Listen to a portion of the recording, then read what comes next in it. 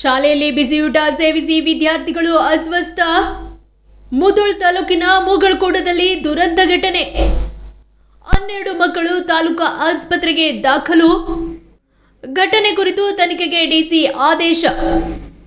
ಮುಧೋಳ್ ತಾಲೂಕಿನ ಮುಗಳಕೋಟ ಗ್ರಾಮದ ಸರ್ಕಾರಿ ಶಾಲೆಯಲ್ಲಿ ಆಘಾತಕಾರಿ ಘಟನೆ ನಡೆದಿದೆ. ಮಧ್ಯಾಹ್ನ ಬಿಸಿಯೂಟ ಸೇವಿಸಿದ ಕೆಲವೇ ಸಮಯದ ಬಳಿಕ ಪುಟಾಣಿ ಮಕ್ಕಳಿಗೆ ವಾಂತಿ ಹಾಗೂ ಬೇದಿ ಕಾಣಿಸಿಕೊಂಡಿದೆ. ತಕ್ಷಣವೇ ಎಚ್ಚೆತ್ತ ಶಾಲಾ ಸಿಬ್ಬಂದಿ ಅಸ್ವಸ್ಥಗೊಂಡ ಮಕ್ಕಳನ್ನ ಮುಧೋಳ್ ತಾಲೂಕು ಆಸ್ಪತ್ರೆಗೆ ದಾಖಲಿಸಿದ್ದಾರೆ.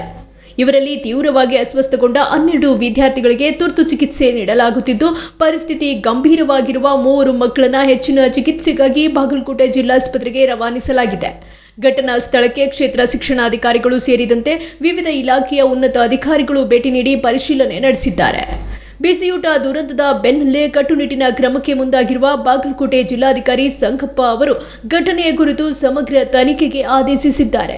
ತನಿಖೆಗಾಗಿ 8 ಜನ ಅಧಿಕಾರಿಗಳನ್ನೊಳಗೊಂಡ ವಿಶೇಷ ತನಿಖಾ ಸಮಿತಿಯನ್ನು ರಚಿಸಲಾಗಿದ್ದು, ಶಾಲೆಯಲ್ಲಿದ್ದ ಆಹಾರ ಮತ್ತು ನೀರಿನ ಮಾದರಿಗಳನ್ನು ಸಂಗ್ರಹಿಸಿ ಪ್ರಯೋಗಾಲಯಕ್ಕೆ ರವಾನಿಸಲಾಗಿದೆ. ನಿರ್ಲಕ್ಷ್ಯ ವಹಿಸಿದವರ ವಿರುದ್ಧ ಕಠಿಣ ಕಾನೂನು ಕ್ರಮ ಕೈಗೊಳ್ಳುವ ಭರವಸೆಯನ್ನ ಆಡಳಿತ ಮಂಡಳಿ ನೀಡಿದ್ದು, ಸದ್ಯ ಆಸ್ಪತ್ರೆ ಮುಂದೆ ಮಕ್ಕಳ ಪೋಷಕರ ಆಕ್ರಂದನ ಮುಗಿಲು ಮುಟ್ಟಿದೆ.